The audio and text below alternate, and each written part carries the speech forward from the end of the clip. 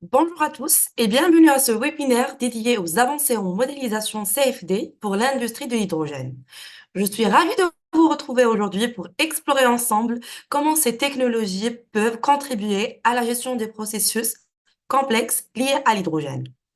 Nous avons le plaisir d'accueillir Richard Marcer et Franck Raval, de la société Principia, qui apporteront leur expertise approfondie sur la mécanique des fluides et partageront avec nous des exemples concrets de l'application de ces technologies dans l'industrie de l'hydrogène. N'hésitez pas à interagir avec nous via le chat.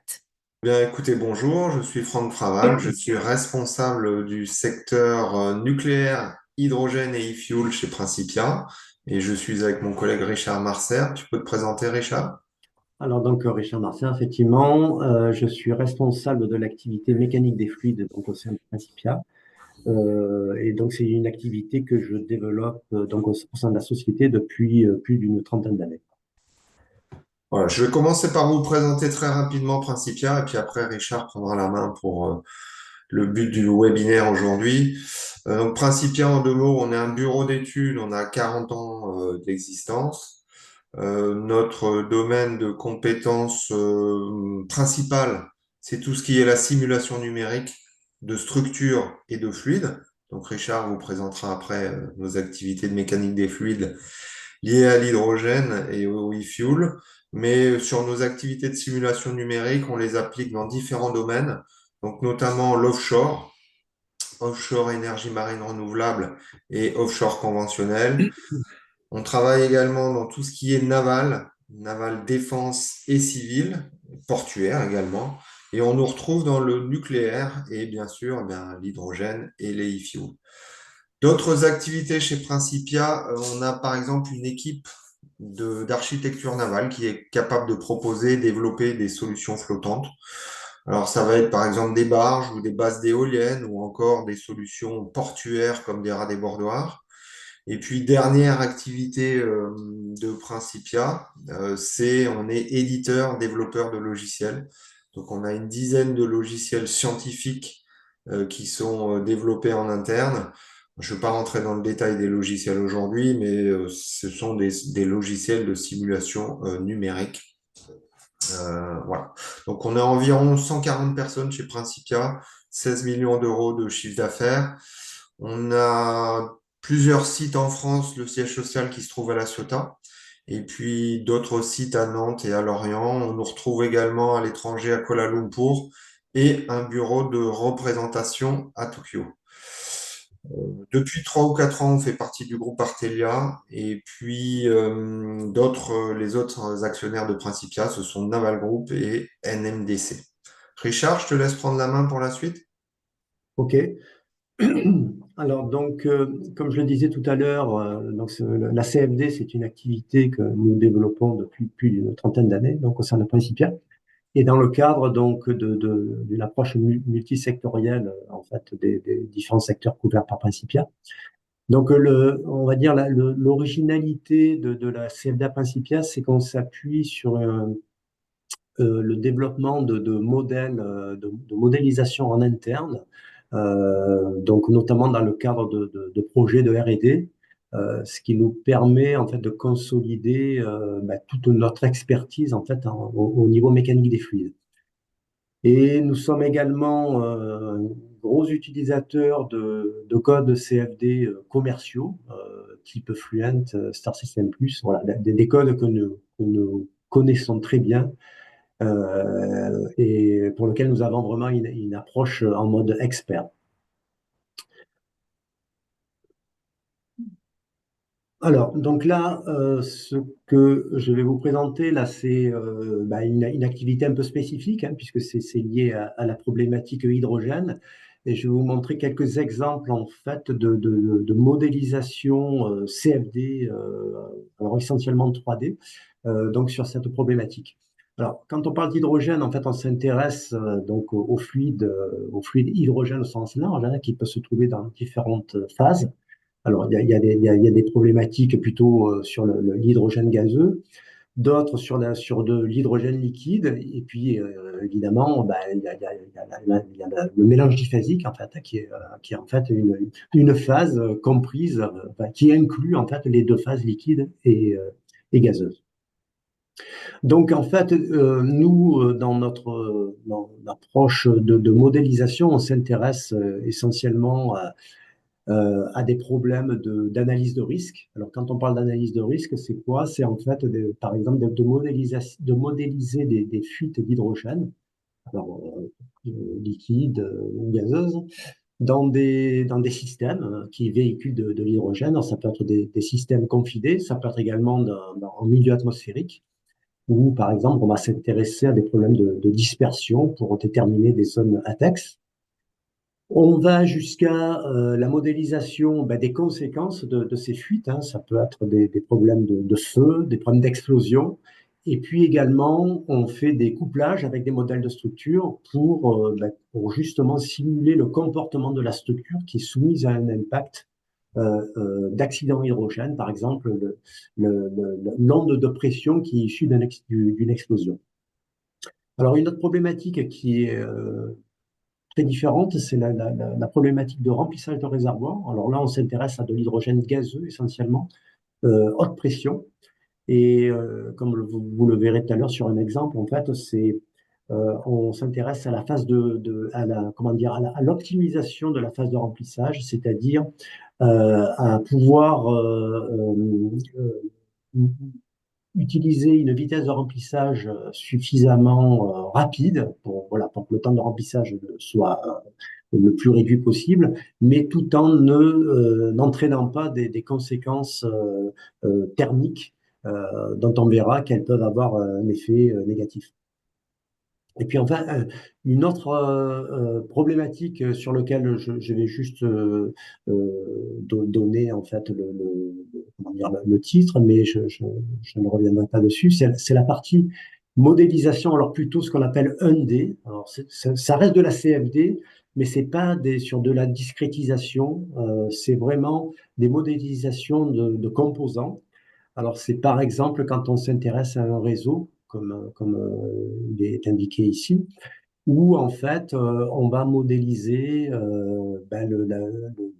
la répartition de l'écoulement dans tout un réseau. Alors, ce réseau, il peut être constitué d'un certain nombre de conduites avec des coudes, des vannes. Donc, on peut avoir un fluide qui est mis sous pression, donc avec un compresseur. On a des cuves à remplir. Voilà. Donc, avec ce type de modèle, on est capable d'optimiser justement chacun de ces éléments pour arriver donc à un process avec les objectifs fixés. Alors, donc là, je reviens sur la modélisation 3D. Alors, juste pour dire qu'est-ce que c'est en fait la modélisation 3D. Donc, en fait, la modélisation 3D, on part d'une géométrie qui peut être très complexe, hein. Donc, il n'y a pas vraiment de limite en termes de représentativité de la géométrie. Évidemment, ça va avoir un impact ensuite sur le maillage qu'on va faire, c'est-à-dire que cette géométrie, on va la discrétiser en petits éléments.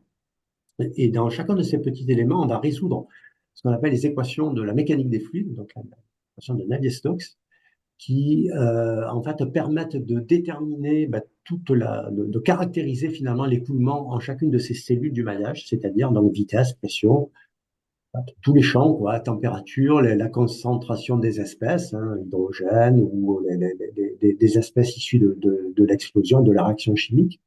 On peut prendre en compte les transferts de masse. Particulièrement, là, je parlais de modélisation diphasique, hein, puisque l'hydrogène, il peut se retrouver sous forme phase de liquide, vapeur ou de mélange diphasique. On peut intégrer également le rôle de la turbulence, qui peut avoir un effet, notamment dans la dispersion. Donc évidemment, on s'intéresse généralement à l'approche instationnaire ou transitoire, c'est-à-dire qu'en fait, on va suivre, par exemple au niveau d'une fuite, on va suivre le panache en fait d'hydrogène qui va se répartir donc dans la géométrie qu'on a discrétisée. Donc ce modèle-là, en fait, il est alimenté par des conditions limites. Bon, alors là, après, ça dépend un peu de l'application, mais par exemple, au niveau d'une fuite, ça va être le débit, la concentration d'hydrogène qui est rejetée. On peut prendre en compte évidemment la ventilation du système qui va permettre d'évacuer les parties de l'hydrogène du process, la prise en compte de sources de chaleur, et ainsi de suite. Donc, comme je le disais tout à l'heure, on s'intéresse aussi au couplage thermique, fluide-solide. Donc, à savoir que, alors, thermique et dynamique également, hein, c'est-à-dire qu'en fait, donc l'écoulement va avoir une influence sur le comportement de la structure, soit à travers un changement thermique, s'il y a eu du feu, par exemple, soit à travers un changement dynamique, si par exemple il y a eu un problème d'explosion. Donc, je reviendrai sur le slide, sur les slides après là-dessus. Donc, en termes de résultats, en fait, on a une foultitude de résultats hein, sur la CFD, puisque, comme je le disais tout à l'heure, on est capable de caractériser des champs 3D locaux, en fait, donc à chacune des cellules du maillage. Donc, ça va permettre vraiment d'identifier voilà, par exemple, des zones où mal alimentées ou au contraire des zones où c'est bien ventilé. Enfin, donc, c'est ce qui va permettre en fait d'optimiser après les systèmes, puisqu'on est capable de caractériser vraiment l'écoulement donc de partout dans le volume discrétisé. Ensuite, on s'appuie également pas mal sur des vidéos, hein, puisque les vidéos permettent d'avoir finalement de caractériser l'écoulement à travers le suivi transitoire des différents champs dont j'ai parlé tout à l'heure. Alors ça, c'est un slide qui montre un petit peu la problématique de l'hydrogène liquide. Alors l'hydrogène liquide, c'est assez spécifique parce que en fait, l'hydrogène liquide est véhiculé dans des conduites, donc il est à des pressions thermodynamiques qui font il reste à l'état liquide, enfin, en tout cas c'est l'objectif. Par contre, s'il y a une fuite, il va se retrouver donc en contact avec le milieu atmosphérique, hein, le milieu ambiant, et en fait, avec un changement thermodynamique très brutal, qui va faire que en fait le liquide va rapidement se vaporiser, ce qu'on appelle le flash en fait. Donc le cœur liquide du jet, donc au niveau de la fuite, va former un nuage de gouttelettes. Donc ce nuage de gouttelettes, en fait, ben, lui, évidemment, il va continuer à se vaporiser parce que la température ambiante, elle est très chaude, hein, entre guillemets, par rapport donc, à la température de l'hydrogène. Et par contre, on a quand même des grosses gouttes ou des ligaments qui peuvent être suffisamment de taille importante pour ne pas être vaporisés, pour ne pas avoir le temps de se vaporiser. Et en fait, ces gouttes vont retomber sur le solide. Alors, ça peut être à l'intérieur d'un caisson, par exemple. Et donc, évidemment, avec des contraintes thermiques qui peuvent être très importantes, puisque voilà, la structure elle va se retrouver donc impactée directement par le fluide froid, avec des possibles déformations, voire même craquement à ce niveau-là. D'où en fait l'intérêt d'avoir ce type de modélisation, notamment pour définir des zones d'isolation par rapport à des fuites potentielles qu'on peut pressentir.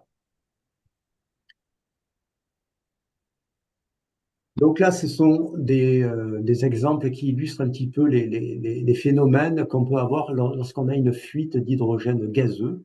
Alors, je dirais que ça ressemblerait à l'hydrogène liquide, sauf que bon, le liquide, comme je l'ai dit, en fait, il va vaporiser rapidement, donc il va être rapidement sous une phase gazeuse.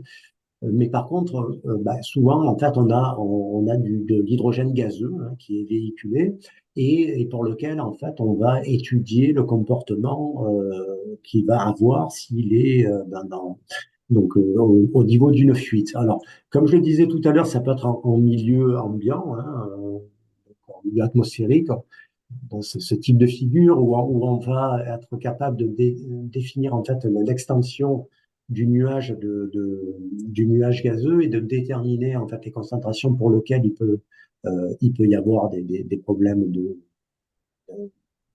démarrage de feu et d'explosion.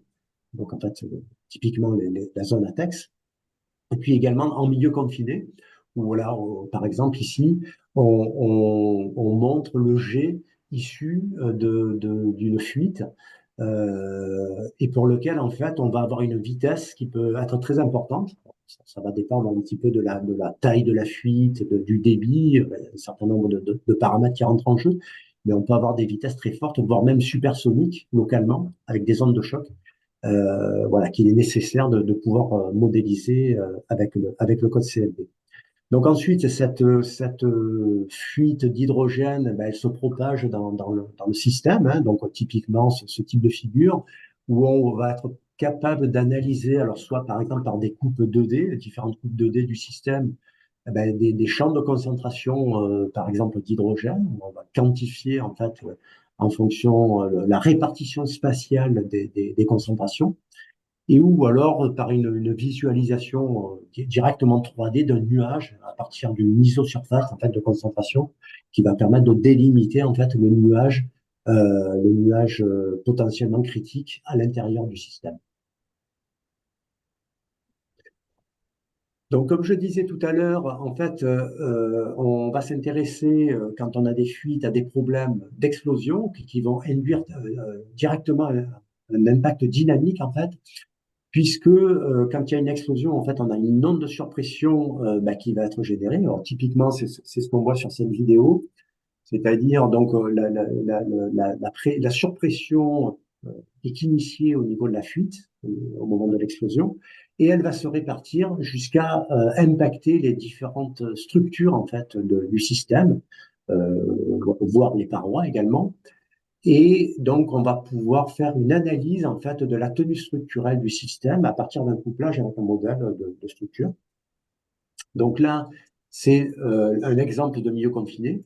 Et ici, c'est un exemple de milieu externe, donc un milieu ouvert. Donc là, en fait, on voit un champ de pression issu d'une fuite et d'une explosion d'un nuage gazeux avec ici un système de parade, enfin, justement, on teste numériquement avec la CFD des parades potentielles pour éviter que l'onde de surpression qu'on voit en rouge ici puisse ben, parvenir dans des zones critiques, hein. Alors, par exemple, c'était un cas où il y avait une voie ferrée. Et donc, on a mis un mur ben, pour pouvoir atténuer l'onde. Et on voit d'ailleurs que dans cette zone bleue, l'onde a été fortement réduite. Donc ça, c'est la partie dynamique. Après, on a la partie propagation du feu, donc ce qui va induire évidemment un impact thermique, hein. Donc typiquement, alors toujours dans un milieu confiné, on a une flamme et on est capable de caractériser localement, alors déjà dans le fluide et puis également au niveau des différentes parois des structures, le chargement thermique. Et pareil que pour le cas dynamique, on peut faire un couplage avec un modèle de structure pour avoir la déformation de la structure en fonction du chargement thermique. Quand on parle thermique, on a également la partie propagation de fumée. Donc là, ça peut avoir un intérêt ben, pour quantifier en fait la concentration de fumée que va générer le feu. Et puis on peut faire même des post-traitements pour avoir le problème de la visibilité, alors notamment comment dire, dans un volume où des, des personnes peuvent passer. Et donc, on est capable de quantifier la visibilité donc à partir des concentrations de fumée. Donc, la problématique réservoir, donc là, c'est en fait, on s'intéresse donc au remplissage réservoir d'hydrogène gazeux haute pression, mais qui va engendrer, donc ces hautes pressions vont engendrer un réchauffement des gaz à mesure qu'on le comprime, qui va être nécessaire de maîtriser parce que on veut éviter en fait qu'il y ait une stratification thermique qui se mette en place dans le système et qui peut engendrer des problèmes de surchauffe en fait au niveau des parois et donc des problèmes de déformation des parois du réservoir. Donc en fait, ça, on met en évidence que c'est typiquement relié à la vitesse de remplissage. Donc, à savoir que si on remplit très vite, on peut avoir ben, justement ce problème de stratification thermique que l'on voit ici. Donc, il faut ralentir cette vitesse de remplissage, mais évidemment, on essaye de trouver le meilleur compromis parce qu'on ne veut pas être trop lent dans le remplissage, puisque en gros, on essaie de remplir. Alors après, ça dépend de la taille des réservoirs, mais c'est de l'ordre de la dizaine de minutes ou du quart d'heure à peu près Si on doit aller au-delà, bah, évidemment, ça pose des problèmes au niveau industriel. Alors, juste deux points numériques quand même particuliers pour quand on s'intéresse cette problématique du remplissage, c'est qu'on utilise des lois d'état de gaz réel qui sont adaptées aux hautes pressions. Donc, la loi d'état des gaz parfaits ne répond plus à cette problématique-là. Et puis, on prend en compte également le fait que les parois des cuves sont multicouches, voilà, parce qu'il y a des systèmes d'isolation. Et donc, on est capable de faire le couplage entre la thermique dans le fluide et la thermique de conduction, en fait, dans les différentes couches de parois. Donc, juste un exemple sur une vidéo qui montre qu'en fait, quand on remplit, en fait, pendant un certain nombre de minutes, ben en fait, il se passe pas grand-chose, donc c'est ce qui est attendu, hein.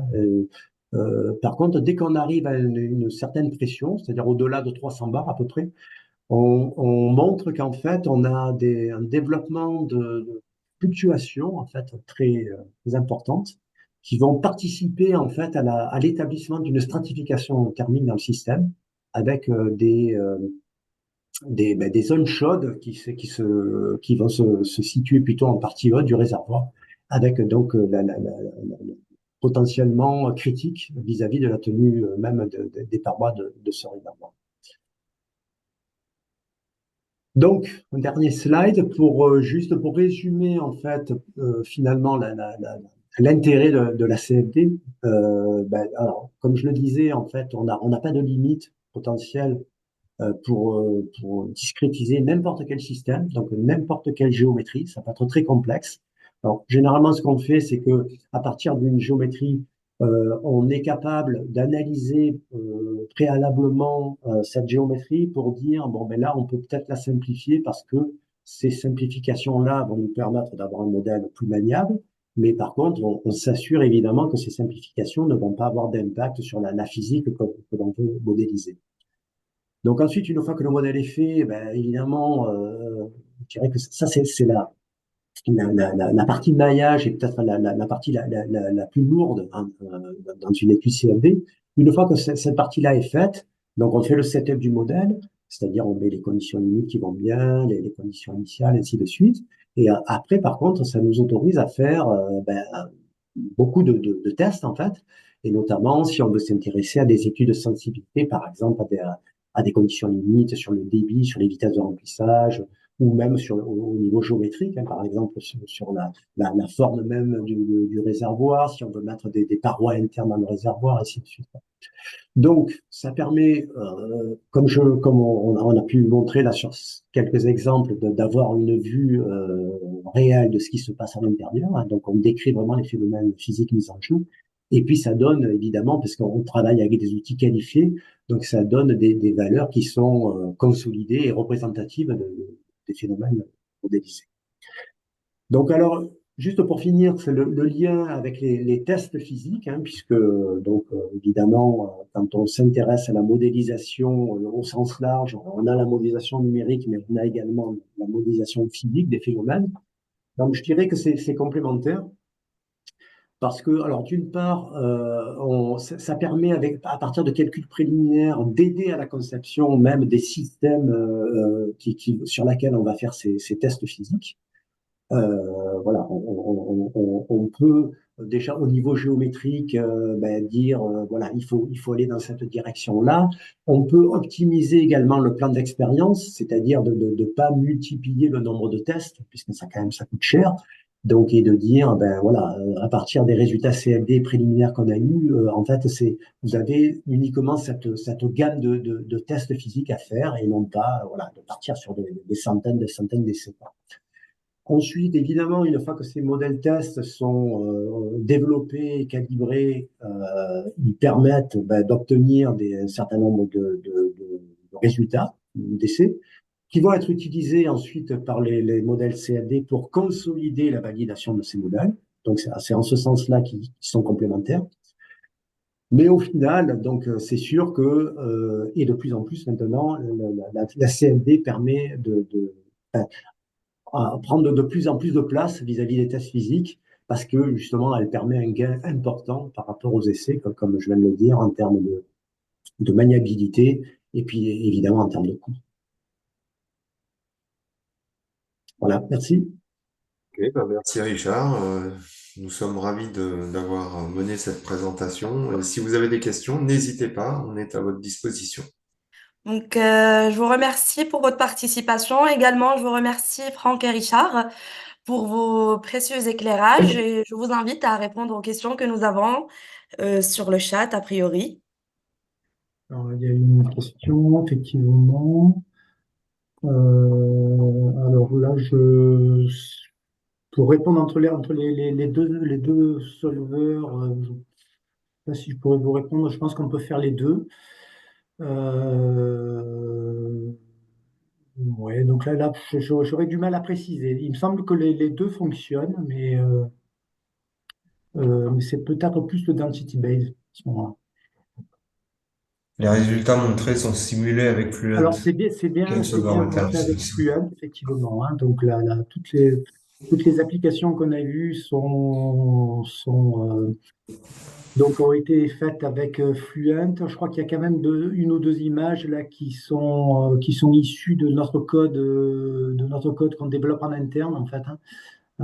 Pour lequel, alors, en fait, on développe un code en interne qui est un code généraliste, mais dans lequel on introduit des modélisations un peu complexes, on va dire vraiment pas standards et qui peuvent ne pas être introduites en fait dans les codes commerciaux.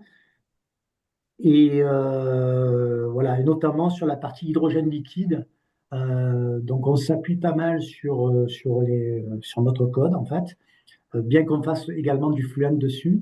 Mais justement, le fait d'avoir un REX important de modélisation de fluide cryogénique liquide avec notre code, hein, on l'a vraiment développé sur ce type de problématique, eh ben, ça nous aide à bien évaluer finalement ce qu'on va faire ensuite avec Fluent. Et pour les solveurs, encore une fois, là, je pourrais pas vraiment vous répondre de suite. Là, je pourrais demander à ceux vraiment qui font du Fluent les schémas qu'ils utilisent, mais je pense qu'on peut utiliser les deux. Alors, pour le calcul des explosions, utilisez-vous des modèles similaires à ceux de la 2D, exemple multi-énergie? Si oui, quels critères méthodes utiliser pour le choix des indices de criticité en intérieur particulier? Alors, je suis pas sûr de bien comprendre la question. En fait, quand on fait un calcul d'explosion, donc en fait, on modélise toute la physique hein, qui va amener à cette explosion. Donc, il y a la réaction chimique, donc qui va induire bon, après, il y a des modèles aussi pour déclencher, hein, notamment dans Fluent. Donc ensuite, on a donc cette onde de pression qui est générée au niveau de la zone où il y a eu la réaction chimique, et cette onde va se propager. Et ensuite, on a enfin, la modélisation donne toutes les caractéristiques du champ de pression, alors, dans le domaine fluide et également dans toutes les parois qui sont en contact avec ce domaine fluide. Alors, je ne sais pas du tout si ça répond à la question, mais voilà. Et pour la question suivante, pour la simulation de la dispersion, vous simulez avec la CFD la fuite depuis la source ou bien vous utilisez un modèle source que vous utilisez comme condition limite? Alors, on simule la fuite depuis la source, c'est-à-dire qu'en fait, au niveau de la condition de limite, on a un débit de fuite, en fait, hein, c'est une donnée du modèle. Et donc ensuite, ben après, il y a le modèle Navier-Stokes, en fait, va faire la dispersion de la concentration avec prise en compte de la diffusion turbulente, et ainsi de suite. Alors, après, c'était une réponse au commentaire que j'ai fait juste avant. Donc, la personne me dit, OK, très clair, on calcule l'onde de manière discrète, merci. Voilà. Avez-vous pu faire un benchmark entre Fluent et Flex pour les calculs d'explosion? Alors ça, c'est une bonne question, parce qu'effectivement, on est quand on fait les réponses à nos clients, donc nous, on propose Fluent, d'autres compétiteurs font du Flex. Alors, je dirais on a fait du benchmark, alors pas spécifiquement sur des problèmes d'explosion, mais plutôt sur des problèmes de dispersion. C'était dans le cadre du LNG. On l'a fait avec Fluent et on l'a fait également avec notre propre code, donc et avec Flax donc par ailleurs. Voilà, bon, donc ça c'est des benchmarks hein, qu'on fait assez régulièrement en fait, hein, puisque pour se challenger avec les autres codes. Par contre, on n'a pas fait ça sur l'explosion. Cela dit, de manière globale, on va dire, hein, Fluent est un code alors, qui est plus généraliste que Flax pour le coup, et qui, alors, plus particulièrement, qui est beaucoup plus performant en termes de maillage, hein, puisque bon, Flax, ils ont une façon de mailler qui est très pratique, hein, puisqu'on peut mailler des géométries complexes avec des modèles de porosité. Enfin, je ne vais pas rentrer dans les détails, mais par contre, la représentativité vraiment fine, géométrique du système, elle est pas très, elle peut ne pas être super bien représentée avec Flax. Alors, dans quel logiciel procédé utilisez-vous pour les propriétés thermodynamiques des mélanges, exemple H2 plus méthane? Alors, en fait, on utilise, c'est tout intégré dans Fluent, ça, hein, tout ce qui est loi d'état, les lois Nice ou des choses comme ça. Donc, on utilise tout ce qui est intégré dans Fluent. Alors, on peut être amené, si c'est vrai, il y a vraiment des configurations un peu spécifiques qui ne sont pas intégrées dans Fluent, de rajouter en fait des modules utilisateurs où on va intégrer une loi d'état voilà, spécifique qui va être prise en compte dans le modèle Fluent. Avez-vous fait des calculs de séparation d'eau mélange H2 plus vapeur H2O? Alors ça, c'est des problématiques sur lesquelles on est actuellement, hein. Voilà, c'est des choses sur lesquelles, alors c'est un peu à l'avant-garde en termes de modélisation, hein, puisque là, c'est un moment dans du diphasique, mais voilà, on travaille dessus. De Ah, base j'ai comme encore une ça. question, hein. Donc, Oui, pour le oui. maillage, est-ce que Fluent Machine est mieux que ICM? Alors là, je dirais qu'il y a des spécialistes dans mon groupe qui seraient plus à même de répondre à ça. Mais bon, ce qui est sûr, c'est qu'on utilise beaucoup Fluent Machine, qui est quand même un outil puissant. ICM, alors ICM, c'est historiquement un code qu'on a utilisé il y a très longtemps. Alors pourquoi? Parce que justement, le code qu'on développe en interne, dont je parlais, il s'appuie, enfin, comment dire, il simule sur des maillages réalisés par ICM Exa. Donc avec ICM Exa, on peut faire des super beaux maillages, hein, voilà. Mais par contre, c'est assez lourd. Les temps de réalisation du maillage sont quand même bien plus lourds que dans le Fluent Machine. Donc c'est pour ça qu'on a quand même pas mal basculé sur Fluent Machine depuis quelques années, quoi.